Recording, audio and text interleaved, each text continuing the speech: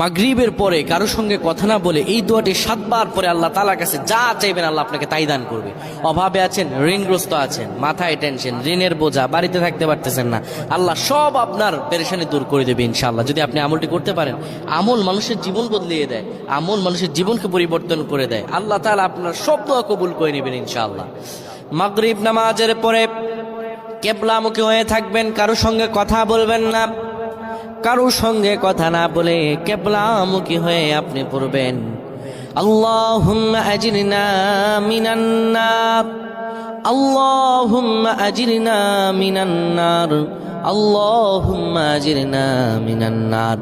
যদি এটি আপনি মাগরিব নামাজের পরে কারোর সঙ্গে কথা না বলে পড়ে 7 বার পরে দুটি হাত তুলে আল্লাহর কাছে দোয়া করেন, আল্লাহ জাহান্নামের আগুন থেকেও বাঁচাবেন এবং আল্লাহ আপনার সব দোয়াগুলো কবুল আর মঞ্জুর করে নেবেন।